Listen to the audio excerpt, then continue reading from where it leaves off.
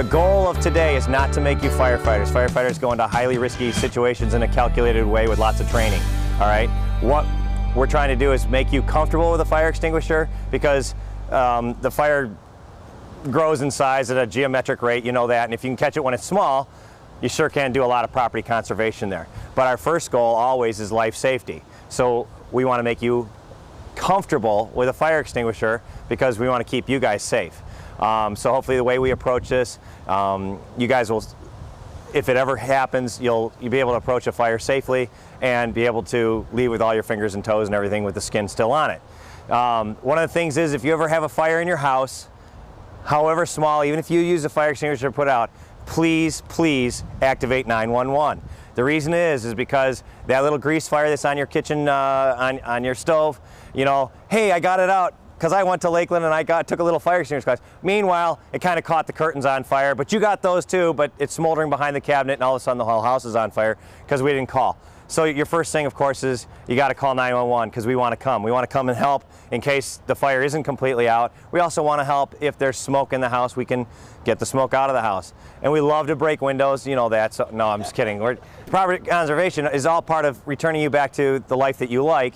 And if that means conveniencing you by helping remove the smoke and helping you through this little incident that you had, that's what we want to do. The place to keep your fire extinguisher, and if you look around public buildings, you always notice they're near exit doors, okay? The whole idea about where you put your fire extinguisher, so many people put them under the kitchen cabinet, don't they? And there's the sink and there's the stove, and it's way too close.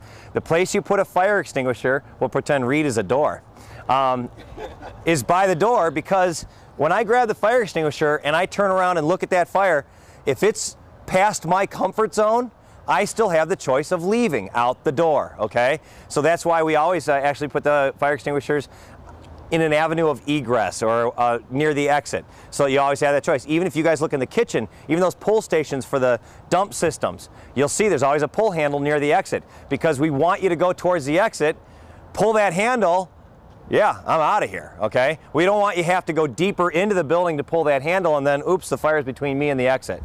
So I'm glad you brought that up. And anyone that has any question to keep me on track, I'm OCD, ADHD, I'm a whole alphabet soup, so I'll be all over the place. I talk fast, but hopefully throughout this whole day, we'll get all the information you need to get out. There is not a lifespan on a fire extinguisher necessarily. The key point, and I'm glad you brought that up, there is powder inside of here, and you have to look at what we'll talk about fire extinguishers extensively, but this one is an ABC fire extinguisher. That means it's good for A fires are ordinary combustibles. The way we remember A is ash, anything that'll leave an ash, paper, wood, that's an A, an ordinary combustible. This fire extinguisher is good for it. Water's good for it too, and water's a lot cheaper. B is for chemicals and combustible liquids and things like that. They don't leave an ash. It's just fuel fires kind of thing. C is electrical, energized electrical. Energized electrical is a C fire. If you take away the energy, it becomes an A fire because the insulation and stuff on the wires leaves ash, right? But what makes it a C is energized electrical. This is safe for all three, okay? It's rated for all three. But you have to make sure that your fire extinguisher is. Now what's inside this fire extinguisher is pancake batter, okay? The consistency of pancake batter. It's actually something else, all right? It's an extinguishing agent.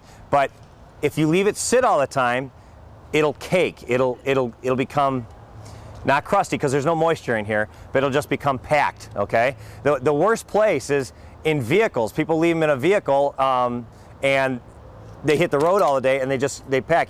So the way that you freshen up your fire extinguisher and what you pay Gene Patakic and Son to come in every year to do at Lakeland is, he goes like this. All right? And all he's doing is fluffing the pancake batter, okay? Now it's ready to go again for the next year, okay? So as long as you purchase a fire extinguisher with one of these gauges on it and your needle's in the green and you fluff your pancake batter about once a year, it's good indefinitely. Unless you see signs of corrosion or anything else that might, you know, cause concern.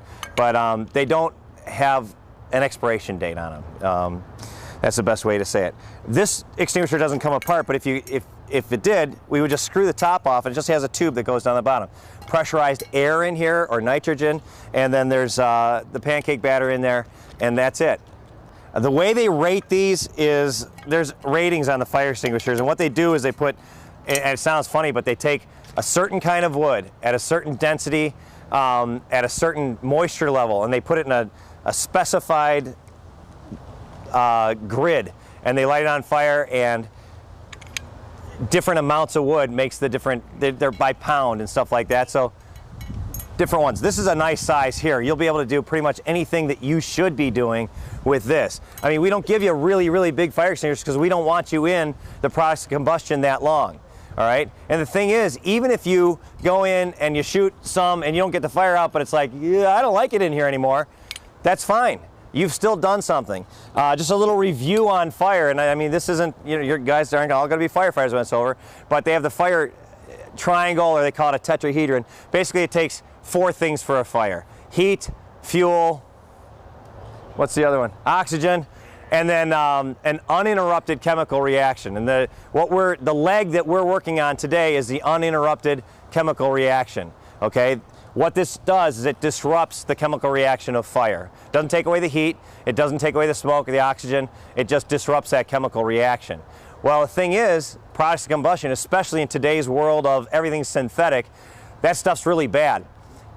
So this doesn't take away any of that, so you don't get to stay there very long and play. A fire at its incipient stage, which means it's just still burning and it's got plenty of oxygen and fuel and stuff like, and heat, that's what you're taking care of here.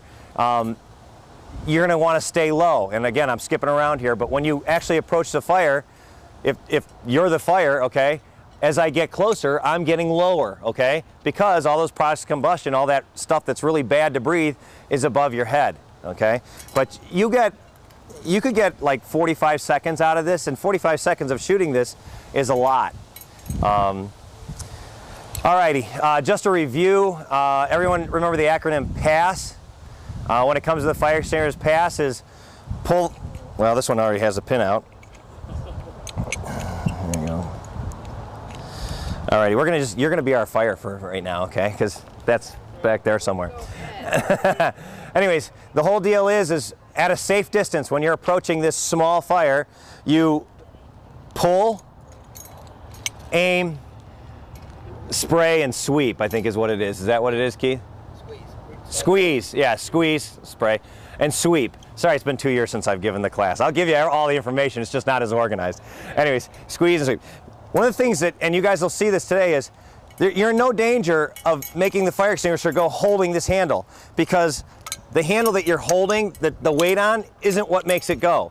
It's actually pushing down this handle that makes it go. So, you know, when you pull the pin, you're like, well, now what do I, you know, but the deal is, as long as you don't push down on this, it doesn't go, okay? So I can do anything I want to holding this, okay?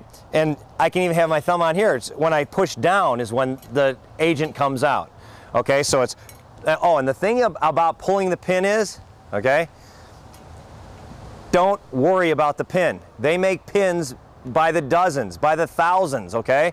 We'll get another pin, okay?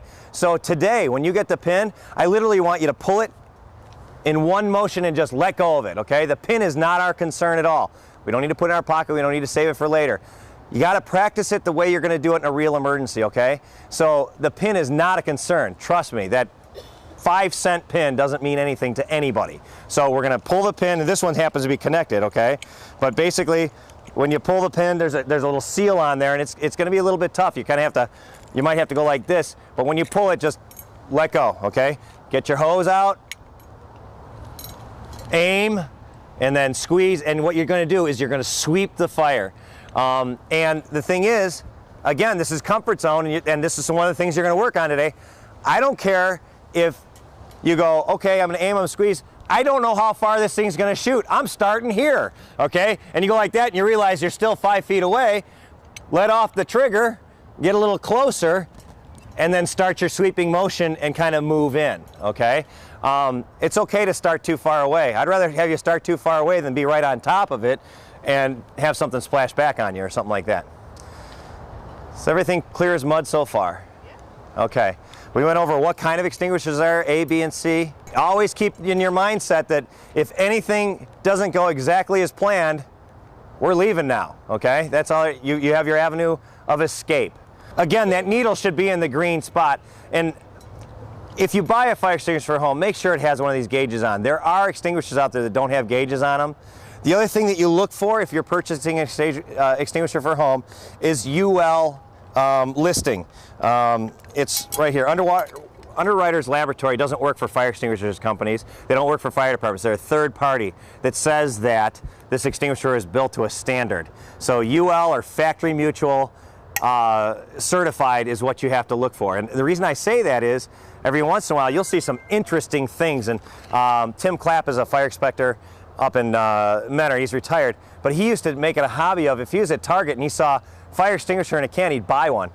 Literally, it looked like Aquanet spray, you know, hairspray, and it was a fire extinguisher, and he's like, holy cow. And then he'd go to Menor and say, hey, you know, get this off the shelves. This isn't going to be, you know, for anybody. There's other things that you might see is somebody made a little a decorator ornament for Christmas trees that was supposed to be an automatic extinguisher that would go off automatically if your Christmas tree started on fire. And I don't remember whether that was UL approved or not, but basically the thing that I'm telling you, the take-home message here is look for a regulated fire extinguisher. And of course with everything, there's forgeries out there. I know it sounds funny, but there's China is doing it to us again. They're making extinguishers that look just like this nice one, but they don't have the UL approval. They'll look everything like they're supposed to look like, but they're not regulated by a third party saying that they're good. Without further ado, let's light a fire, okay? Because that's what we like to do. All right.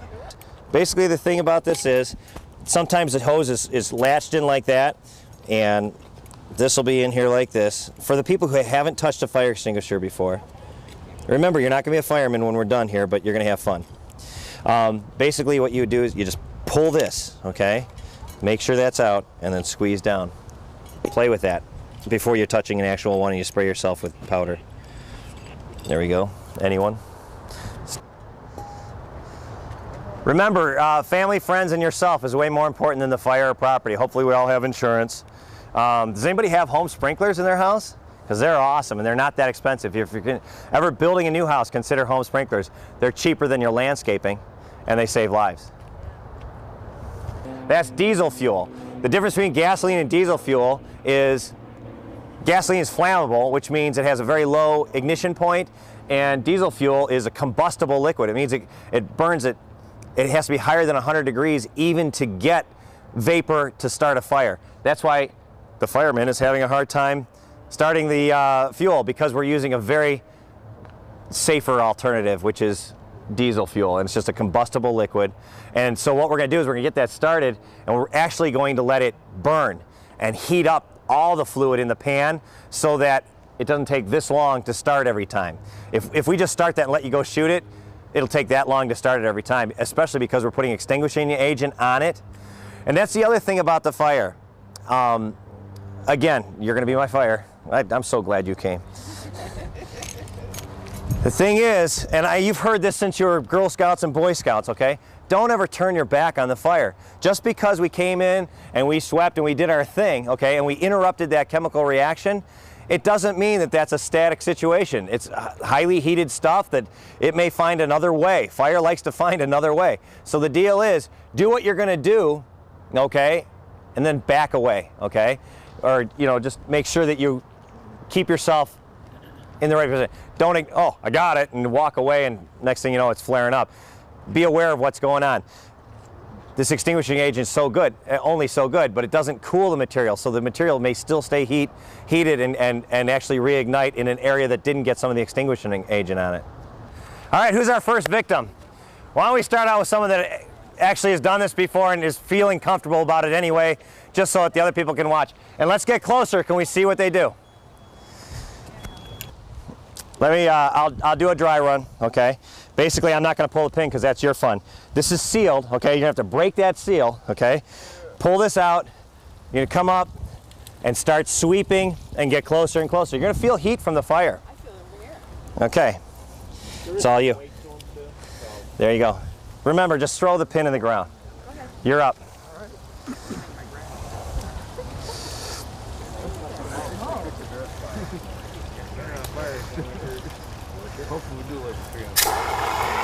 Sweep.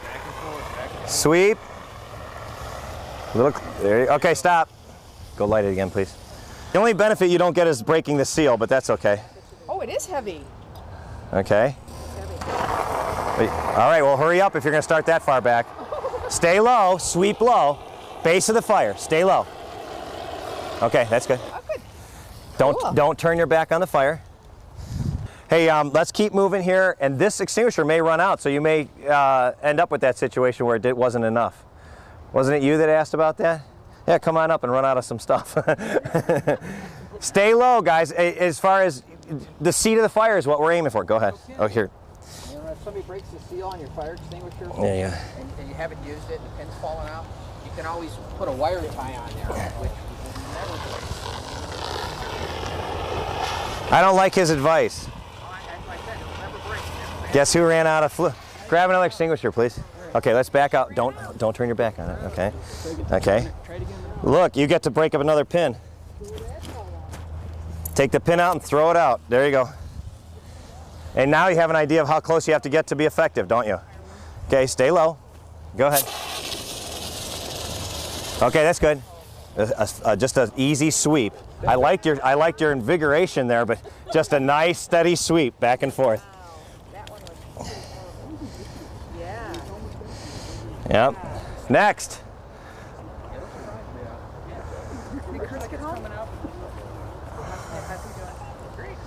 Oh, it is heavy. So if this thing is already out, it's no good then? Right. But yeah, let's go ahead and do this.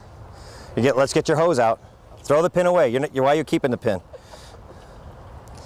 Okay. Sweep side to side at the base of the fire. Go ahead. Let's get a little closer. You go to the base of the fire. Base of the fire. Farther down. Lower. There you go. You got it. Stop. The deal is you got to get that base of the fire. You got to go low, and it's just a slow sweep, okay? Just low. The flames really aren't what's the damage. It's down at the fuel. Okay. It made us be neat. Well, that There you go. There you go. Grab the hose. Start spraying a little farther away and work your way in, okay? Go ahead. You got it. All right. Just keep an eye on it. Keep an eye on it. Okay. Back away. It's a disadvantage to start with a lesser than full extinguisher because it doesn't have the power.